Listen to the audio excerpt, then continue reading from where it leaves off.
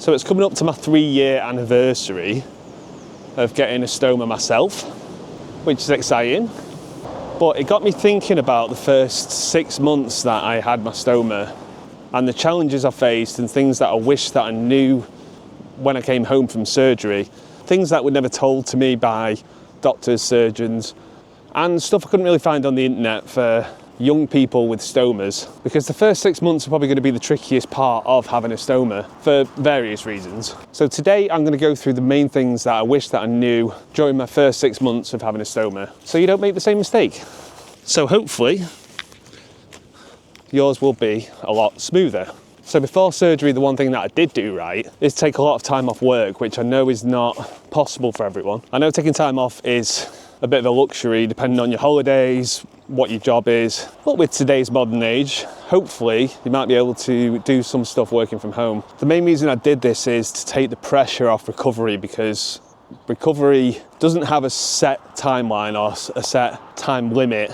Recovery takes as long as it takes. I mean, there are rough guides, 3 to 6 months, but some people take less, some people take years to recover, depending on what complications they have.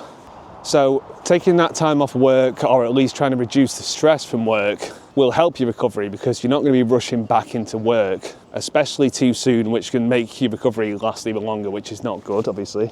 So make sure you've got that time. And whilst we're talking about reducing pressure on yourself, when you get back from surgery, there's going to be a long time you need to stay sat down, lay down.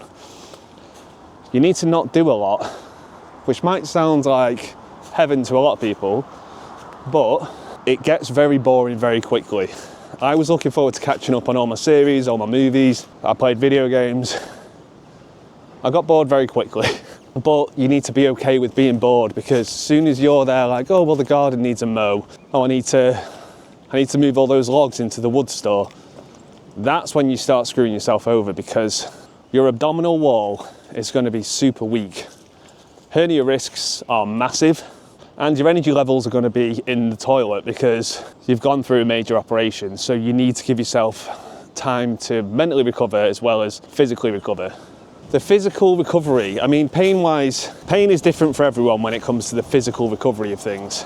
But in my case, it was very minimal. Even the scar didn't even hurt, it wasn't even sore. I don't know why. It's probably just modern medicine being as good as it is. Come on, Pop. But you might experience some pain, that's okay. Again, it's a pretty big surgery you've just got through. So month 1 is going to be boring. You need to make sure it's boring, because if you don't, you are going to prolong your surgery by a long amount of time. Come on, Pop. Before I carry on to the longer term, the mental recovery, sort of your mental health, coming to terms with your new body, your new lifestyle, that is going to be a major hurdle to get over. But if you're not a medical professional, I don't believe in giving mental health advice. All I can say is it does get easier with time. So I just had to climb over a fence. Okay, so month 1 is recovering mentally, physically, and feeling rested, reducing stress, and a bit of zen. Month 2, I'd say this is probably month 2 onwards. You're starting to feel a bit better. You're starting to think, oh, I can lift that. Oh, I can dig that. Oh, I can go back to work now. It might be the case. You might actually physically be okay, but as soon as you start pushing yourself too far, that's when accidents can happen, that's when hernias can happen, and that's when you can set your recovery back, because you're starting to feel a bit better, which is great news. But you go rushing, you can cause yourself some damage. What I will say is, if you are going to lift anything, this happens from month 0 onwards, make sure you give yourself a good hernia support belt. You can get them free on the NHS. Mr. Colitis Crohn sells one, and I'm not sure about the US, but I'm sure they have options. A little shout out to CUI, they're my favourite at the moment. You get 3 free belts a year, and anytime I'm lifting something heavy, I will put that on. It sounds like a faff, you get used to it. So month 2 is when you start feeling a little bit brave, which is great, but don't give in to the voices in your head. The exciting news is on month 2, you will start feeling better, you will start feeling more active. You might be walking a bit further. Again, you need to listen to your own body and find out where your own limits are. I think month 2 is when I started having longer walks, maybe doing some light gardening, and working my way up. If it felt like I was straining my core too much, I'd stop. If it felt like I was getting too breathless too quickly, I'd stop. And fingers crossed, you might feel well enough to get back into work as well. It depends on your job.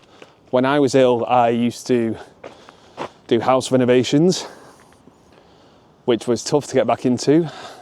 But if it's low stress and not too physical, you might start going back either full time or working your way in a day a week, something like that.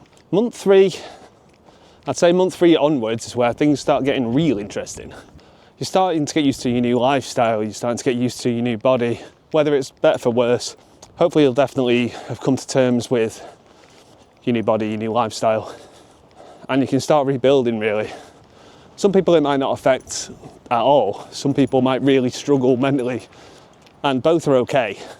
Doesn't mean you're strange for doing too well, doesn't mean you're the only one who's going through it if you're really struggling.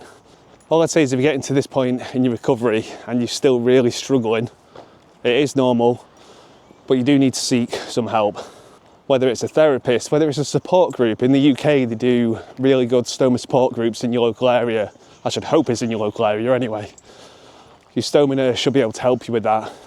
But if you are struggling mentally, getting support is the biggest thing you can do. And as I've said in a previous video, it's better to look for support before things get really bad.